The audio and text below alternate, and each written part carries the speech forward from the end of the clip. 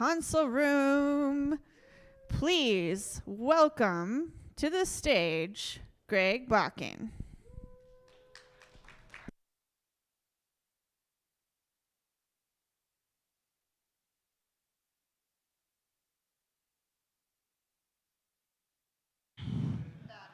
Good, good. Oh, there we are.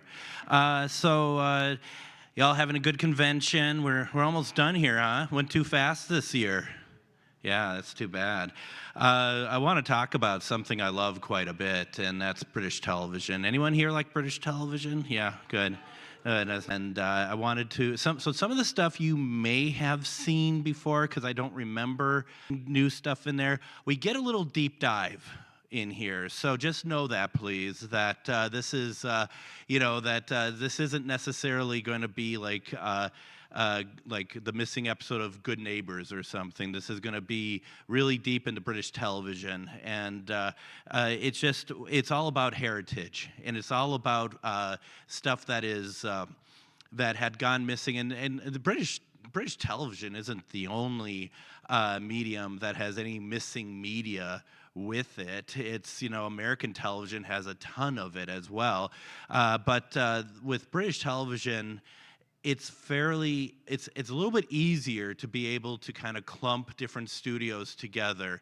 In the U.S. in particular, you have a lot of regional stuff. I mean, you have regional stuff in the U.K., but U.K. isn't quite as big as America. And I want to also, before we kind of really get into this, is to just kind of preface things by saying that what we're showing today is going to be missing television shows, clips that have been from television shows that have been recovered by various sources.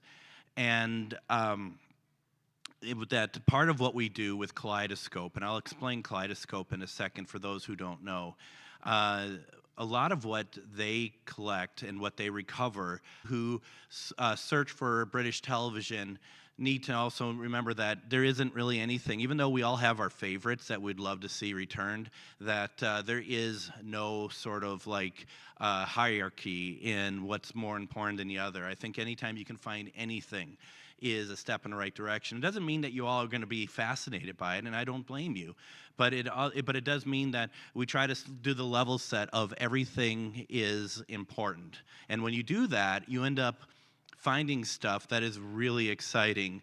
Kaleidoscope is a British television heritage society that recovers missing media. And they've been around for over 30 years, and they have found a lot of missing British material that, at least in the UK, and you're going to hear me cough, I'm not contagious. It's more of something in there than a cold. I just want to make sure you all know that. Don't get scared of me. Have anyone ever heard of a series called Likely Lads by chance? So Likely Lads, this is going to be a long presentation. What's British television? This is it was a very instrumental show in the 60s. It shows what they call the lad culture, and it was very popular and came back in the 70s as Whatever Happened to the Likely Lads. And one of the first things that Kaleidoscope ever found was an episode of that. And then they found they had some help in finding some Dad's Army. They also had found, if anyone ever hear of the show called The Avengers? Now we're starting to talk, right? Now we're starting to all be on the same page over here. They found an episode of The Avengers called Tunnel of Fear, and that was from series. And The Avengers was famously said not to have really any episodes from Series 1 telerecorded. But if you look at the scripts for it, it tells you exactly that they have been telerecorded. So the fact that we think that there won't be any more Avengers episodes found, it's not impossible that more would be found at some point at one stage. Yes?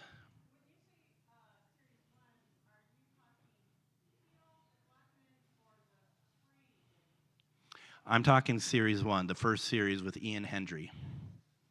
Ian Hendry and Patrick McNee. Yeah. And that's just it. Series, season, whatever. I mean, I know the series well enough, all the series well enough that yeah, when I'm going all the way back to the beginning, and it's and so yeah, there's a lot of that stuff going on, and Kaleidoscope has found a lot of stuff, and they've worked with the BBC, ITV to help return stuff. They found Dr. Finley's casebook. They found a couple episodes of that. We'll show some other stuff that they have found. And in my journey doing that, and I think what might be a little bit different from since the last time I spoke with you all, is that I have had the fortune of actually returning missing British television to the BBC and ITV myself. And that is one of the things that, as I am it's like a dream come true to be able to do that. There is a series, anyone ever hear of Z Cars? So Z Cars is a very famous British television series that very realistic for the time of police procedural drama. And a lot of episodes are missing. And I'll return 2 episodes from the 1960s. There's an ITV show called Double Your Money, which, one of those things that you all might be like, and I was there too back in the day as a game show on ITV in the late 50s, early 60s. Double Your Money, wow, who cares? Well, you know what? We need to care because it's all cultural heritage, right? And so I found that in Wisconsin, and at a library in Wisconsin, that how did they get this? And it was on 16 millimeter, and they transferred it for us, and we got a digital copy of it. Also, I had found, well, before that, we were on the track for Doctor Who for a number of episodes. And one of them was no less than 3 times 10th Planet 4. That we thought that, you go into this, you need to be skeptical going into this, first of all, if you're looking for stuff. If someone says, oh, I have something, all you need to do is, give me $1,000 and you can have it, no questions asked. If you're in a situation like that, and it's not impossible with stuff like eBay and message boards and stuff like that, there's a lot of people trying to scam. Lots of people trying to scam. And that's what we do is one of the people I work with, Chris, he seemed to be ready to do all sorts of things that wasn't thinking very well. And I, being a fan of the series of Doctor Who, I was able to provide a lot of information that we were able to ascertain that, on all these occasions that what they had, one of them being 10th Planet Episode 2 on film, which is what I own, because I ended up getting it regardless. It's not missing, but it's nice to have. But at the same time, you have to be careful that we were in a situation about 1.5 years, 2 years ago, where we ended up in a situation of somebody who had a house that their husband had died or something, and apparently he was a film collector, and apparently he had a ton of Doctor Who. And I wasn't able to see this because no one was understanding simple questions of me asking from the US, send me pictures of the film cans. And no one was doing that. And this was from the Kaleidoscope side. And and there are some really interesting ones, and you could trace the heritage of the prints. If it's accurate, you could trace where they would have come from, and it made a little bit of sense of it all. Ultimately, it's not real. At least it's not something that anyone could go any further with. And it really was meant to be a scam. And, if you know your history of British television at all I'm going to say is that the person who perpetrated this was from Wigan. And this is something that, you got to really watch out for people, especially the ones that you think you could trust. So one other thing that I had returned to the BBC archive, which is one of my favorites, and I know I've told this story before, is episode of Hugh and I. I worked 5 years. It wasn't necessarily like missing in the sense that, oh, I found it somewhere. It was along with 2 other episodes of The Avengers that I didn't find those, but I'm giving you as context that there was an episode of Hugh and I at the UCLA library that that had been residing there for quite some time, and nobody could get it out. In fact, Simply Media released Hugh and I on DVD with all the episodes that that existed at the time, and they knew about the UCLA one, but a couple things were going on. It's just so expensive to get anything out of UCLA. Anything at all. And so I started the journey because I made it my own personal project to like, can we get this back to the BBC? There should be, it doesn't matter if it's a 16 millimeter print or not. What I'm talking about is I want to see a high-res copy given back to the BBC so it's available for whatever they want it for. And I was working with the head of the BBC archive to do this. I had official paperwork from the BBC that allowed me to work with UCLA on their behalf, which, you know, is really, I'm sorry, it's really cool. And I was really, it's a highlight. And they still wouldn't give it back to us. They still were like, you know, like, who's the BBC? You know, it wasn't as bad as that, but it was pretty much. So finally, I got Getty Images involved. And Getty, for those who don't know, they work with the BBC, and they license footage on behalf of the BBC.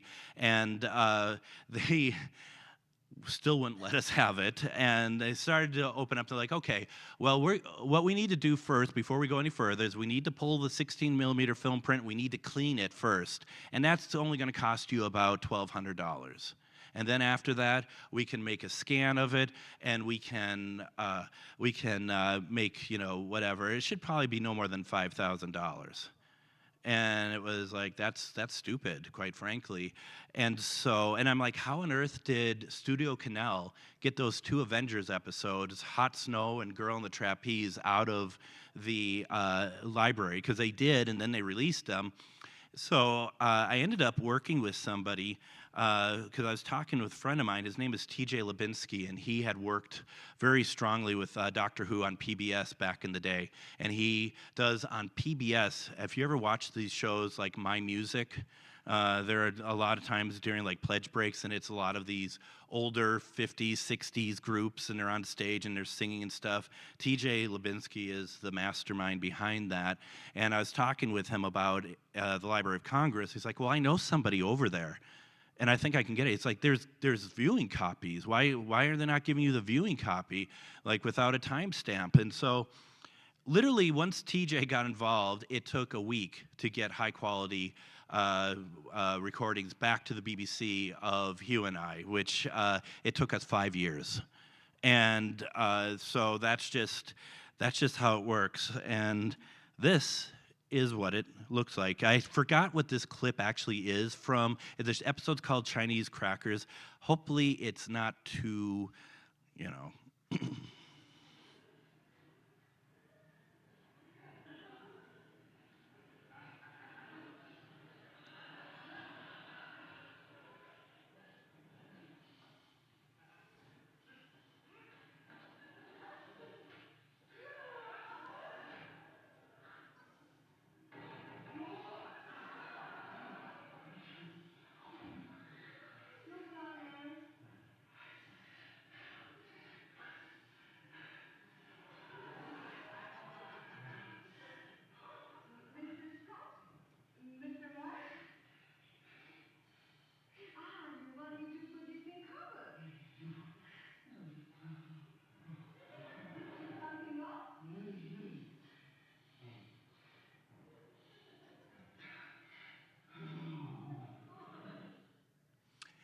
So a couple things here. It's Terry Scott and Hugh Lloyd.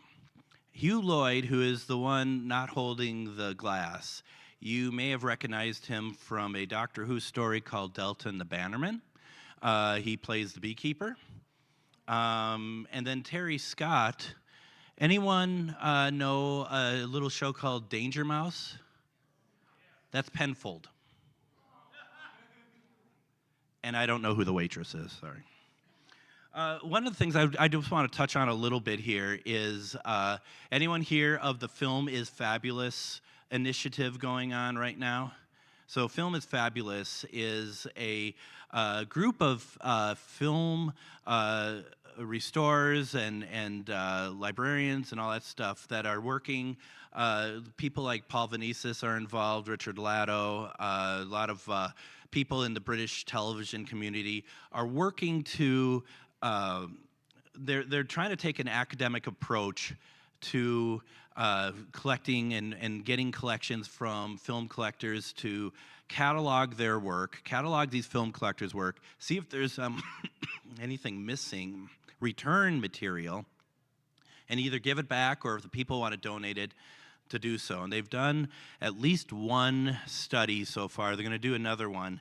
And they've returned a couple of things. The problem with that, though, and I'm going to get into this in a second with Phil Morris, is that they are calling stuff that had been previously found from other collections as finds for this initiative. At the end of the day, I don't really care. I mean, as long as it's back, that's all that matters. But it does bother some people because it tries to boost the initiative's output, like of success, and it with like big titles, big names, stuff like that.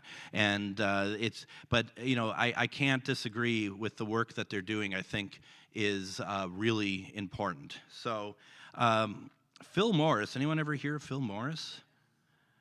No, we're not talking about Phil Morris yet. Apparently, my notes don't match my PowerPoint.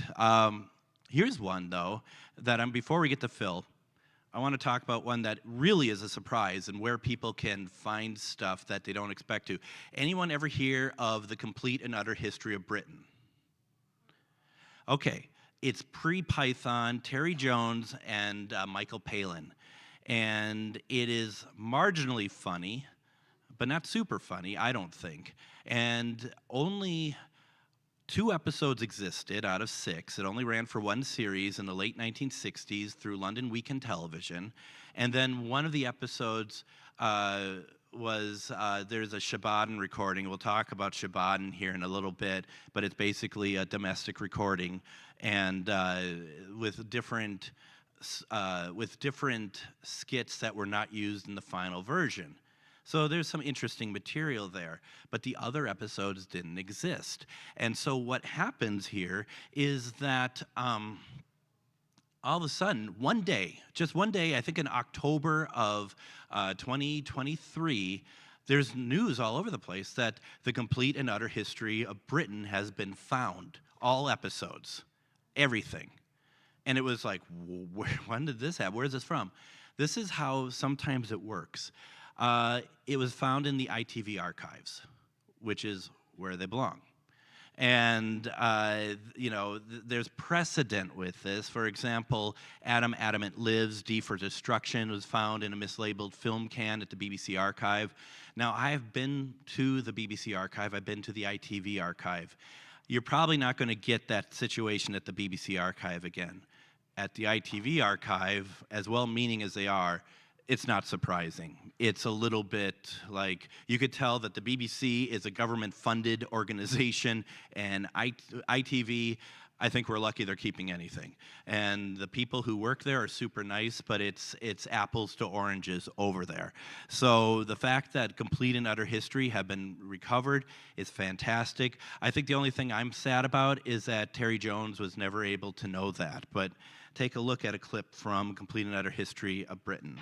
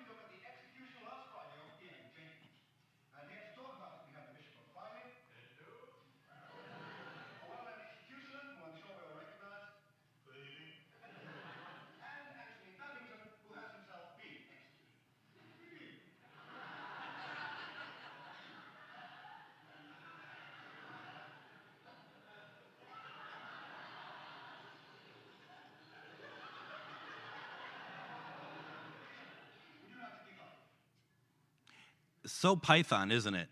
It's so Python, and just 2 years later, they would start their journey. It's wonderful, and along with At Last, the 1948 show, or Do Not Adjust This Set, those are all pre-Python, and you can see different aspects of Python in all these programs. And so the person that was, the premise of Complete and Utter History of Britain, real fast, is it's if you're watching historical moments on television, and you have the presenter, you saw at the beginning real fast, Colin Gordon. Colin Gordon has been in programs like Doctor Who, The Faceless Ones. He was also number 2 at one time, I think in ABC for The Prisoner. He's a fantastic actor, and he shows up in a lot of stuff. The show itself, in my opinion, is not overly funny, but it's a great piece of looking at the formation of Monty Python. Now let's talk about Phil. All right, so with Phil returned in 2013, The Enemy of the World and The Web of Fear for Doctor Who fans. It was great, and Web of Fear minus episode 3, and then we didn't hear much from him, and then in 2018, he had found a whole lot of stuff in all of these bizarre locations around the world, and amongst them was Morecambe and Wise, which we'll be showing a clip from, also from the rag trade, Hugh and I. If you like Hugh and I hope you do, because I actually put probably too many clips of Hugh and I in today, but they just keep finding them. And then other shows like Harry Worth. It was just like a bunch of shows that he found in very remote parts of like Africa and all these places. It's just kind of funny, though, that the stuff that he found just so happened to be very similar to a collection by the late Tim Beddoes, who ran Network, that we knew he had a bunch of missing episodes. Oh, I'm sure there's just a coincidence there, though, or something. I'm sure he didn't just buy them from Tim and made up a whole bunch of stuff. But, that's the thing, is like some people just, all they want is to get their fame. And I really don't think that these were found nowhere other than somebody's house in the UK, opposed to some of these more incredible locations. At the end of the day, they were found, and that's all that matters. I would like to play for you all some clips, though, that from the Phil Morris Hall, if you don't mind. Once again, hope you like it. Here's Hugh and I.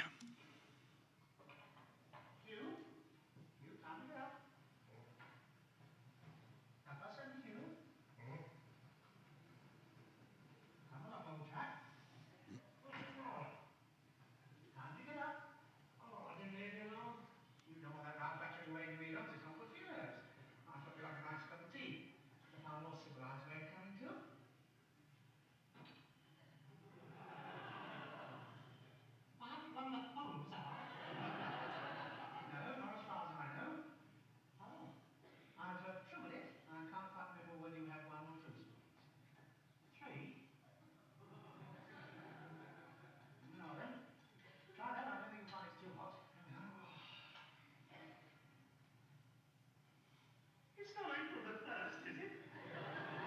April the 1st, we're not under January, eh? Well, I give up. All right, what's the joke? There's no joke. Just pour shop a cup of tea, that's all. Well, you've never done it before.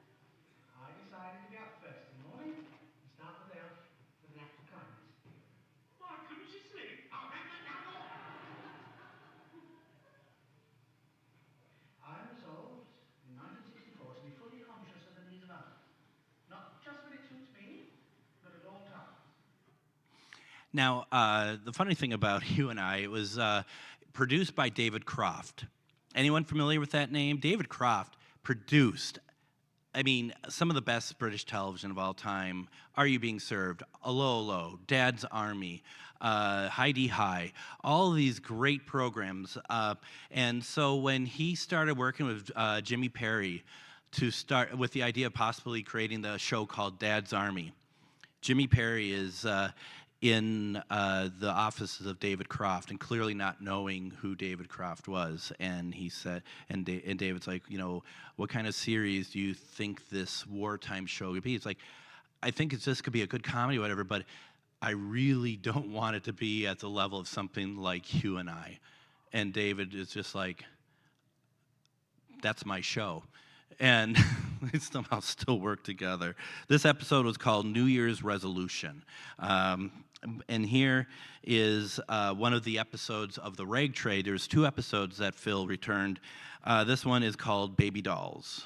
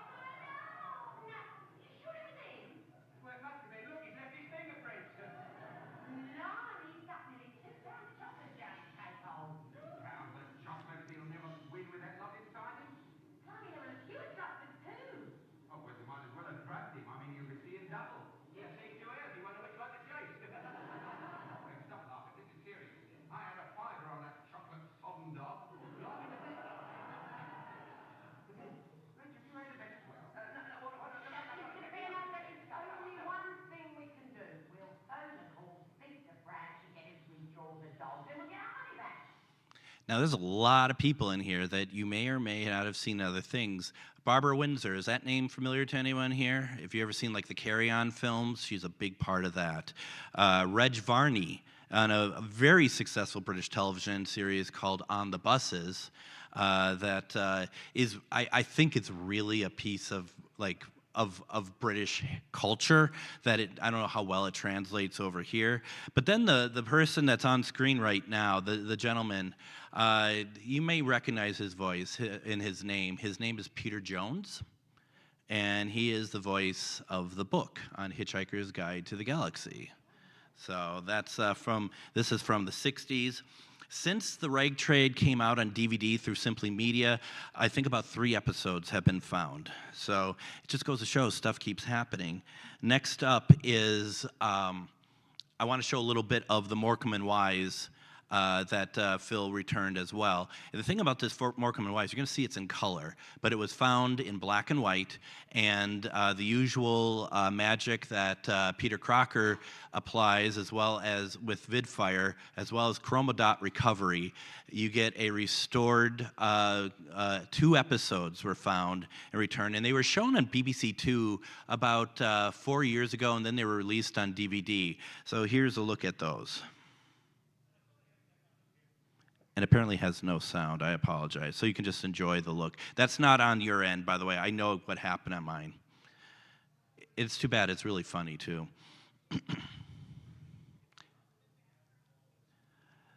So you get the look, right? We don't need to watch the whole thing. When I was doing these, I was kind of doing these in a little bit of a rush, and my editing software, I realized well after the fact that some of these were muted accidentally. So I know we're going to run into it one more time, hopefully not more, but we will find out. I thought I played through these. Kaleidoscope also found a couple of Hugh and I episodes as well. And this one is called It's in the Stars. I guess we should just call this the Hugh and I missing episode panel, because we do have a number of them. Here's Munster. I'm off to work. Friends in with you? Right.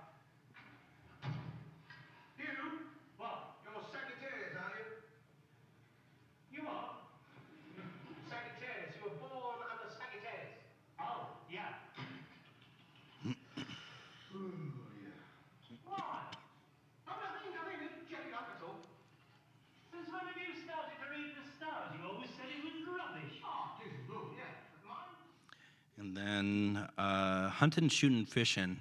And these are both actually, they're bought off of eBay. And, you check eBay and stuff, sometimes you find some pretty incredible stuff. Well, it suits me. Oh, usually imagine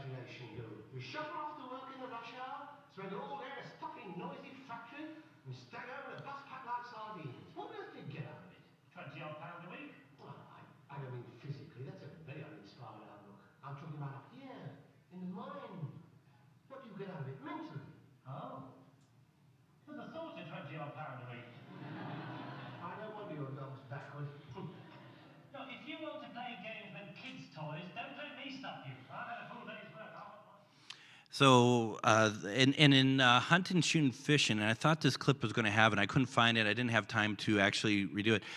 There's somebody guest starring in the episode by the name of John Inman. Is that Mr. Humphreys from Are You Being Served? A regular on Hugh and I, back in especially the early episodes, was Molly Sugden. And she was a regular on the series as well. And this is something that you always notice, especially about the David Croft series, is that you get a lot of the same people because these are people he loved to work with. So you see Molly in a lot of David Croft work. Also in another episode is Jack Haig, who plays Leclerc in Allo Allo. And he's been in Dad's Army and all these other programs. So it's, it's fun to see all these people, and on PBS we only see them at a certain period of time. So to see Molly when she's much younger, you just get to see. You see it through everything she does, but I really think some of that early stuff you could really see literally what a comic genius that she is. It's fun to watch. Now, something else that Kaleidoscope had found revolves around domestic recordings. And there's a couple different things we can talk about here when it comes to domestic recordings. One of them is finding missing episodes, just audio only, okay? And we're well versed with this with Doctor Who. Doctor Who, every missing episode exists as an audio recording, which is fantastic. But there are other British television series that have the same thing. Not to quite the same succession as Doctor Who, but just recently, a couple episodes of The Likely Lads, once again, just audio format, had been found, and those have now been released on BBC Video, as well as Morecambe and Wise. Dad's Army is another one of them, and Hancock's Half Hour is another one, which is Tony Hancock in the UK is still a huge presence as far as a comedian that's well remembered. Same with Morecambe and Wise, and so these domestic recordings are important. I will also say that what some of these researchers will be doing when they find, even if it's episodes that we know exist, and let's take for example an episode of Steptoe and Son called The Bird from series 1. Y'all know Steptoe and Son? Ever heard of that? It's the original version of Sanford and Son. Sanford and Son was based off of Steptoe. And Steptoe started much earlier, 1962. And so they found an audio recording of an episode called The Bird, and they played it. And they realized that this is recorded off of original transmission on the BBC, and they play it back, and they realize that there are two scenes that are not on the DVD. And suddenly it's like, well, these are slightly extended. Why is that? And what I could say is, in my opinion, they've all been released on DVD, and on DVD you get these very crappy quality prints. For you who collect the Doctor Who physical media, you have no idea how lucky you are. The good news is though that you all support it, therefore they give back. Something like Steptoe and Son, which is hugely important still, they just know they're going to sell a lot of copies, so they don't care about restoring it. So if The Bird, the episode called The Bird, exists as a negative, because what was put on DVD is a positive print, just any old print that they could find, they might find those scenes on there. But the good news is that we had researchers who found that. So now that's noted, and the BBC is aware, so if they ever pull the negative, if it exists, and I don't really know, then it's there. The other side of the off-air recordings I'm talking about is a video format called Shabadan, and there's also one CV2000. And these are basically half-inch tape, videotape, just like VHS was half-inch, just like Beta was half-inch. And this is though from the 60s. So they were open reel. Instead of being in a cassette, they were open reel. Just like those reel-to-reel audios, this is a video version of it. extremely expensive, very, very expensive. And so it was not very likely that a lot of people would have them. Sometimes schools would have them. If anyone ever heard of Bob Monkhouse in the UK, he was an avid recorder from the time that he could get his hands on one of those to the time he died in the early 2000s. He had recorded thousands and thousands of hours and also collected thousands and thousands of film prints. And there's stuff that he had which were missing and were recovered because of him recording. So people have recorded off-air on original transmission some missing episodes. I want to give you a quick example, though, of Steptoe and Son being the only episode being from the early years being of a Shabbat and recording. And what's interesting about this is this wasn't actually off-air. This was writers Galton and Simpson who were fans of the show and wanted copies for themselves. And so they recorded the entire series. They had BBC engineers record the entire series, but you could see, even not ever seeing the show before, you can see how primitive the recordings look.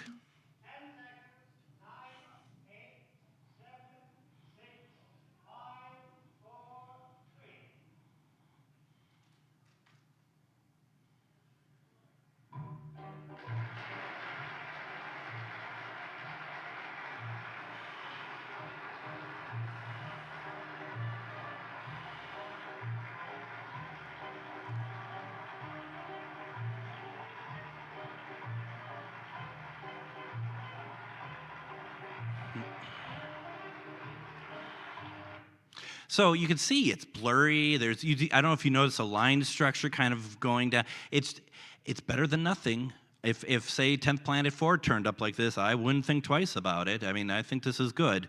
But you know, and this has actually been processed. This isn't raw. This has been processed by the BBC. The interesting thing is that Phil Morris, that cache of film prints I said that he returned a film print version of this, but I wasn't able to get that. I got everything else he found, but for some reason they didn't send that to me, and because I wanted to show a side-by-side comparison. Because I saw a print of it when I went to his Missing Believed Wiped at the BFI back in 2018, and it's really high quality. Where I'm getting to with all this, finally, is that Kaleidoscope had found 2 episodes of Till Death Us Do Part. You all familiar with that series at all? So Till Death Us Do Part was remade in America, and I'm not sure if you would know this show, All in the Family. So but this is harsher than Archie Bunker could ever be. Elf Garnett is not a nice person. They gave a lot of compassion to Archie Bunker, or Carol O'Connor brought in a lot of compassion with the role. So some of these you're gonna be like, man, this guy is just a nasty piece of work. But I'm going to show a couple examples. We found actually, I think it's actually closer to 3 episodes because one was incomplete, missing episodes of Till Death Us Do Part. I'm a fan of the series because I think this is a great cultural joining together between the 60s culture and the old culture of the time. But it kind of outstays its welcome the longer it goes on. But take a look at this. This is Elf Garnett. This is from an episode called The Telethon.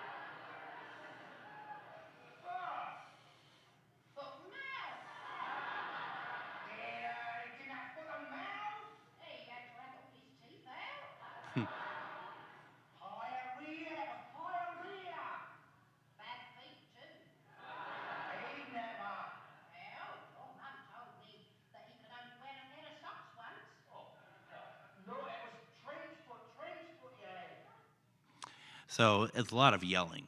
A lot of yelling on this show. You kind of are worn out by the time you're done watching it. Here's another example from actually that was Monopoly. This is Telethon.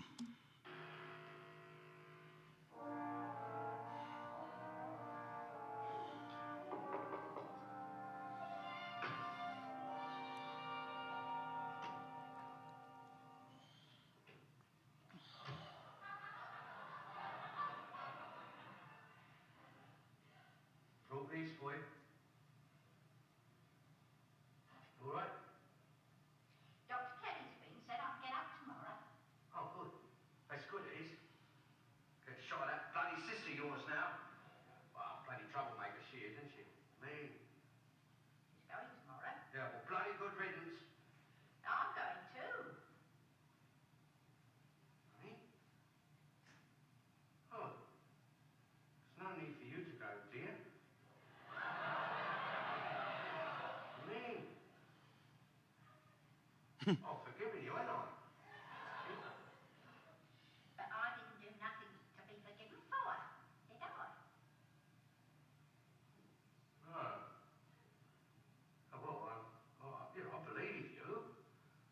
I mean, you ain't that sort of woman, are you, dear? I mean, well, there's no need for you to go, because I'll forgive you. What? I'm going down to Maud's for a week by the sea. What for? Dr. Kelly wants me to go to Convalesce. Bloody old fool, he's poked his nose in enough already, if you ask me. But nobody's asking you, are they? I'm going down to Southend to rest for a week. With Bobby, aren't we, eh? But what about me, then? What about my grub? Well, you can do what you did all last week. Go up the fish shop. Bloody selfish! I wish you had married bloody Georgie Pringle! So do I. Isn't he charming? Unbelievable. It's an acquired taste. But yeah, it's good. It's interesting because he's very racist, and people always say that Johnny Spate, who wrote the series, based it around so people could see how bad racists are. But after 7 years of writing it and writing them the same way, you kind of a couple of us have always wondered, is Johnny actually writing that stuff because he feels like he could? It stops becoming more of we're combating it by having someone who's a bigot just look like a bigot. Instead, it's just like, or does he actually have his own agenda that he's writing about? It really interesting. Anyone want to see Doctor Who? So this isn't, don't get excited. This isn't a missing episode, but a couple years back, after the season 18 and season 21 sets were released on Blu-ray, sorry, not 21, 19, were released on Blu-ray, some studio footage was found of Keeper of Traken and Fort of Doomsday. And it's a Kaleidoscope find, and I just thought we could take a look at a couple of these here real fast.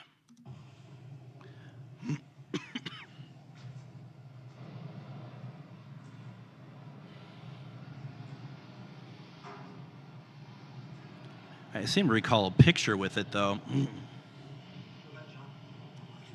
There we go.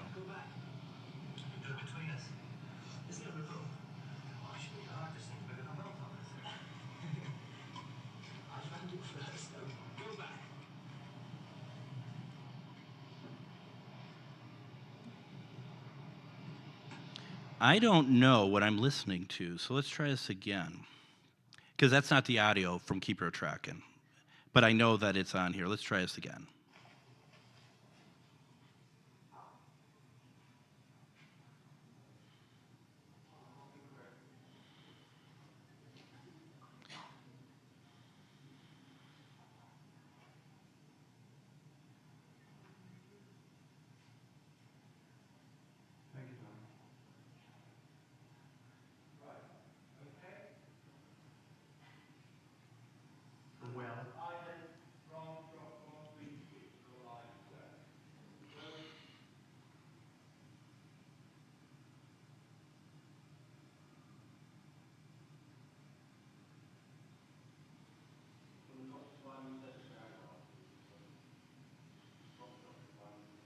Well, that's on the move.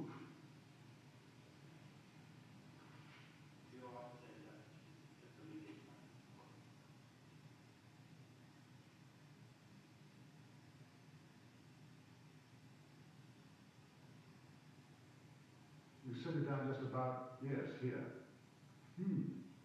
Well, it's here. It's just been displaced slightly by the current time cone. Now, what's the simplest way around this? I'd like to set up a standing wave, something the auto systems can home in on. Would a binary induction system serve a purpose? Well, it'd be a start. Back to the vault start then.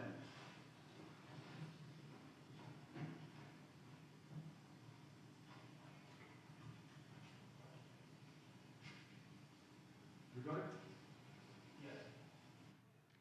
Kind of fun, right? And then, unfortunately, the other one I remember that the sound didn't work on is For the Doomsday. But there isn't actually a lot of talking going on. It's the floor manager trying to kind of coordinate the dance in it. So it's still worth taking a look at.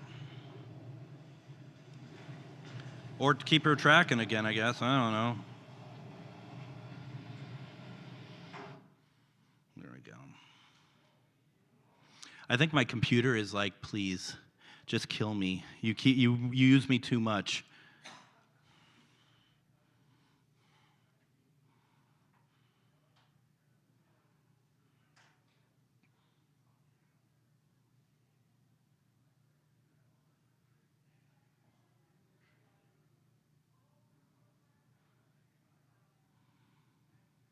And you'll see the floor manager start coordinating things here. There he is.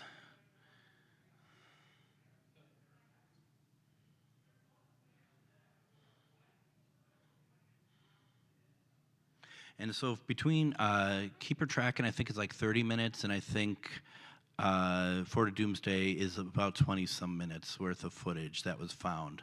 And what's on what's called U-matic tape, so 3/4-inch cassette tape.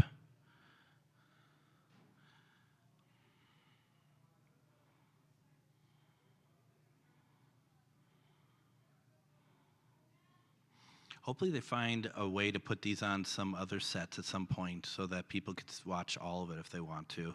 I can't imagine that they won't.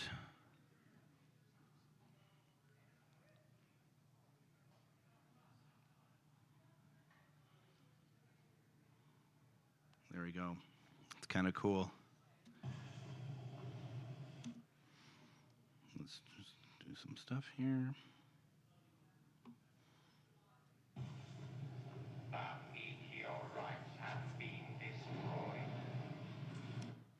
I don't know what's happening here. But that's color wheel in space. And I don't know where it came from. No, I'm just kidding. I added it to the... Let's see if we could do it. It's first, since it's up, anyone ever hear of Year of the Sex Olympics? Nigel Neal wrote?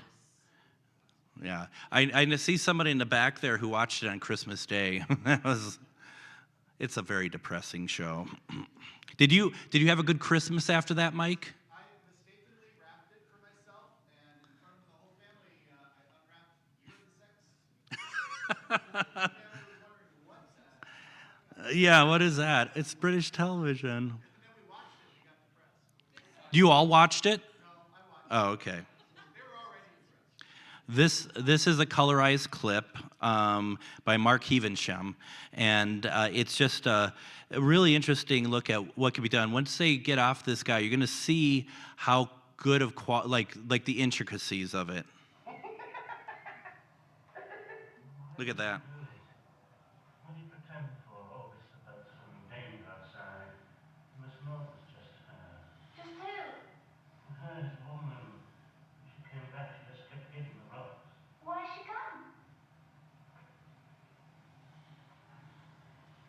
Got frightened.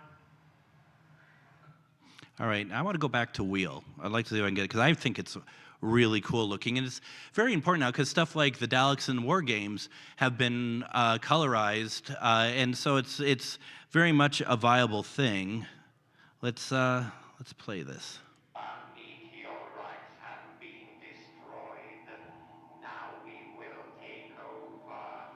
You have been certain the capsule in the air supply.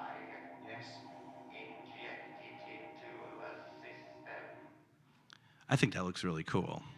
And then that's Mark Evesham as well.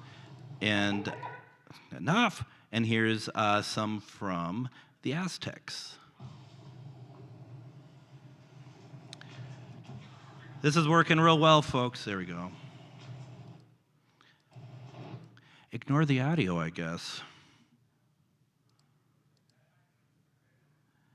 But, I mean, this is a very intricate story with the costumes and stuff. Same with the Sex Olympics. Now, of course, they used, he colorized a lot of stock footage, but if you go and see Barbara or Yatoxa, it's kind of cool looking. And it just really goes to show that there's a lot to do with colorization. It'd be interesting to see where it goes. Does anyone have any questions or any thoughts or anything as we start wrapping this up?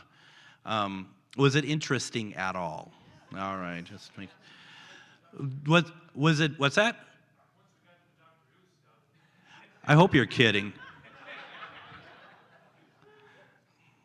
But the thing is, it's like.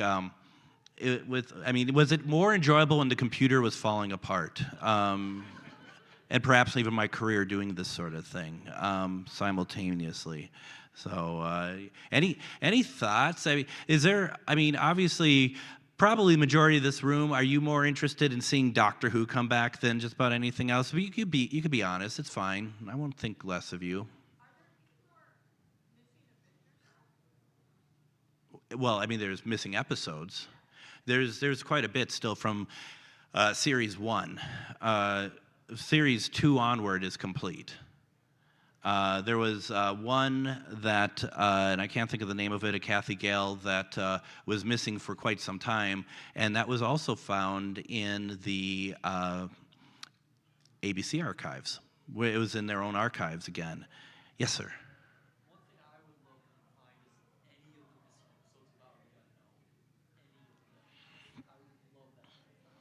Yeah, Out of the Unknown. I think the last one found was level 7, if I'm not mistaken. And and if you didn't hear it, Matt just asked. He said he'd love to see more episodes of the anthology series Out of the Unknown, which is an incredible series. Do you have the BFI DVD? Yeah, you should. If you're able to, I'd track it down because it's very good. I would also love to see something like Doom Watch.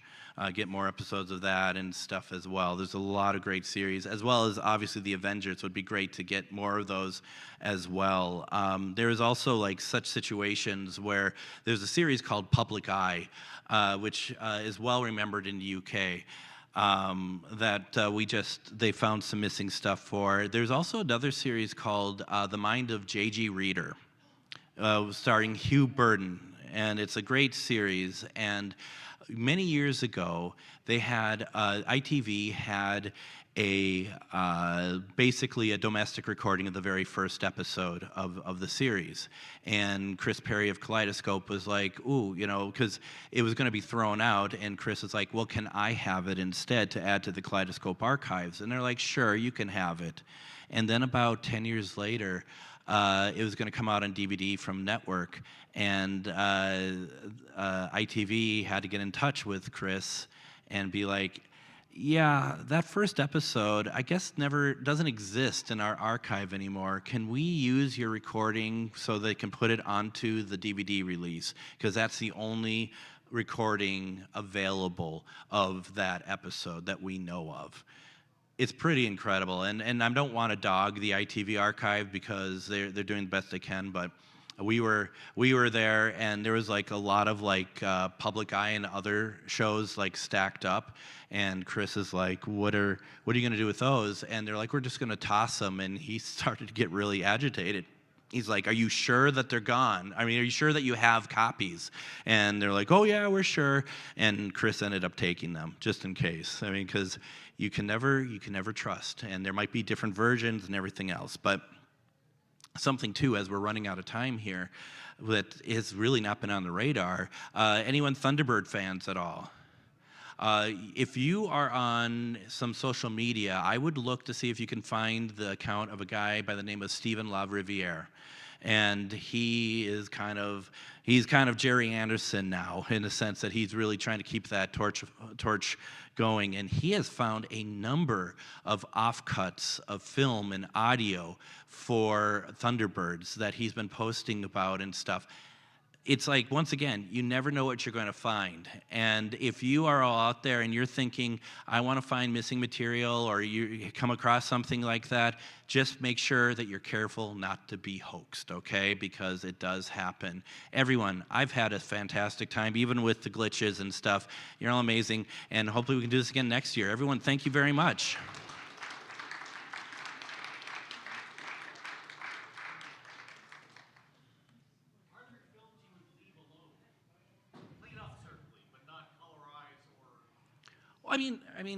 I think that really anything really is like, as long as the original still exists, I personally don't care. You know, as long as you're not ruining the original to get this other version, in my opinion, should be fine. I'm not a big fan of like the Doctor Who colorizations, in the sense that I much rather have a complete story instead of like the Daleks broken down really to just, a finite amount of time. But as long as the original is there, I'm fine with it, personally. I heard somebody tried to do Plan 9 in outer space. Well, that's just it.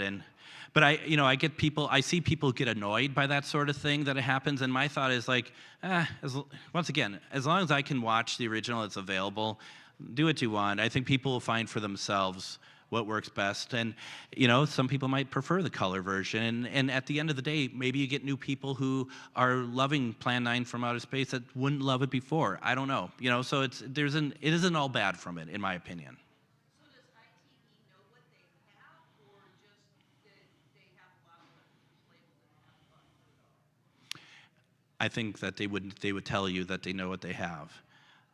I don't think I would agree with that, personally. And we had somebody on the inside from Kaleidoscope who would be going through, and he was still cataloging as recent as 2019. So I hope they're in better shape now, but yeah. And hopefully they're very careful about stuff. But the good news is that they have relationships with stuff like Kaleidoscope and other media groups, so that they can ask questions. And Kaleidoscope publishes, and there's also a thing called TV Brain that shows what's missing and stuff in all these British television series. So it's research that they can follow up on their end to be like, oh, we found this thing, does it exist? And they can look themselves. Like Kaleidoscope did the heavy lifting for them. So, yeah. And that's what Tim was doing. He was watching stuff, and he found a lot of stuff. So yeah, very much so.